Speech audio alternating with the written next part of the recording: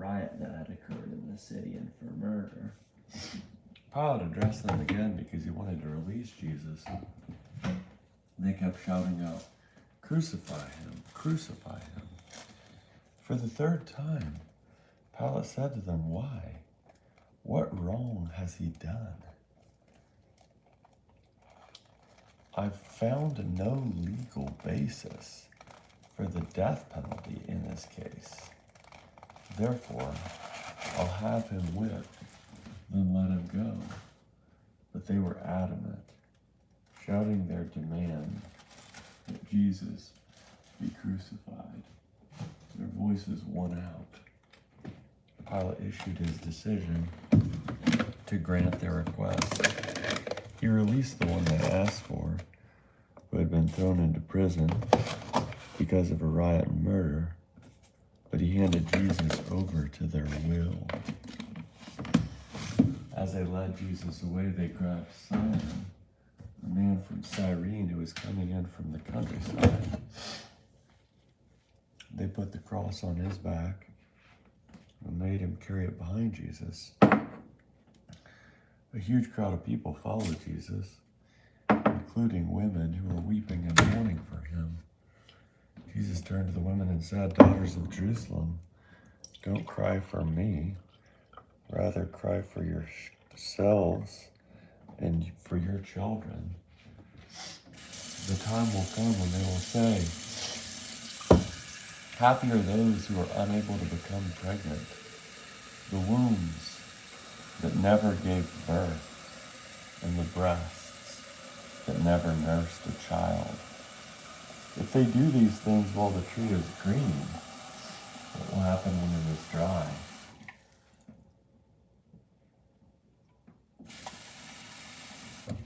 They also led two other criminals to be, then they will say to the mountains, 'Fall on us,' and to the hills, 'Cover us.' If they do these things while the tree is green, what will happen when it is dry?"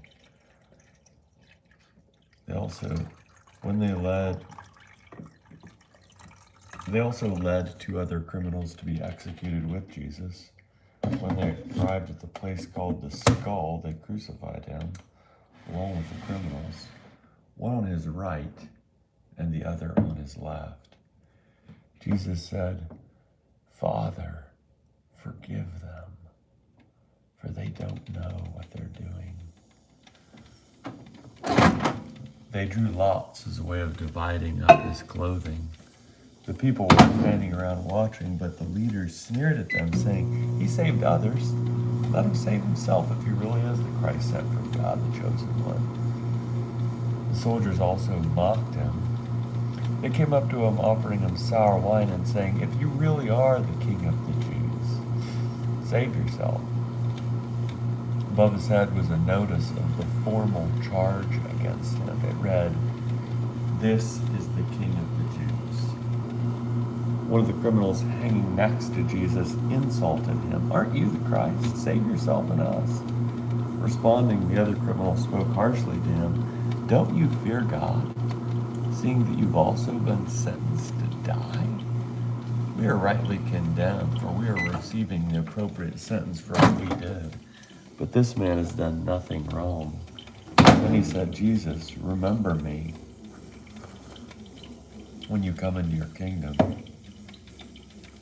Jesus said to him, "I assure you that today you'll be with me in paradise." It was now about noon, and darkness covered the whole earth until about 3 o'clock. While the sun stopped shining, crying out in a loud voice, Jesus said, "Father, into your hands I entrust my life." After he said this, he breathed for the last time. When the centurion saw what happened, he praised God, saying, "It's really true. This man was righteous."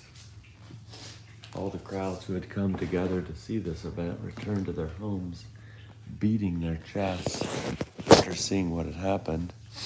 And everyone who knew him, including the women who had followed him from Galilee, stood at a distance, observing these things.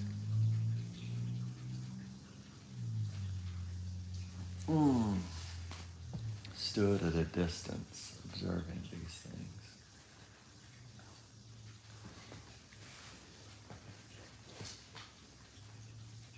Now there was a man named Joseph who was a member of the council. He was a good and righteous man. He hadn't agreed with the plan and actions of the council. He was from the Jewish city of Arimathea and eagerly anticipated God's kingdom.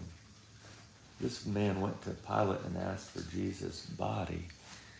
Taking it down, he wrapped it in a linen cloth and laid it in a tomb carved out of the rock in which no one had ever been buried.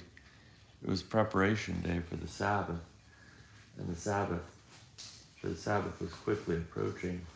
The women who had come with Jesus from Galilee followed Joseph. They saw the tomb and how Jesus' body was laid in it, then went away and prepared fragrant spices and perfumed oils. They rested on the Sabbath, in keeping with the commandment. Very early in the morning, on the first day of the week, the women went to the tomb, bringing the fragrant spices they had prepared. They found the stone rolled away from the tomb, but when they went in, they didn't find the body of the Lord Jesus.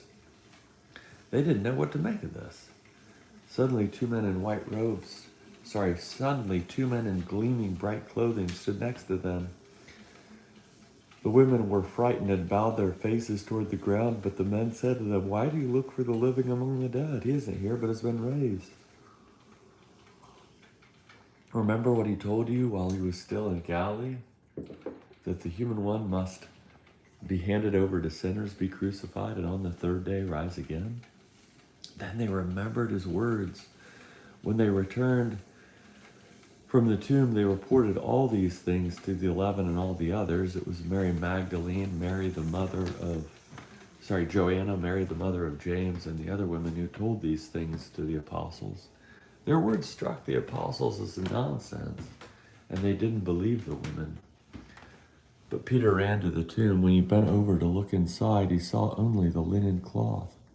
Then he returned home, wondering what had happened. On that same day, 2 disciples were traveling to a village called Emmaus, about 7 miles from Jerusalem. They were talking to each other about everything that had happened. While they were discussing these things, Jesus himself arrived and joined them on their journey. They were prevented from recognizing him.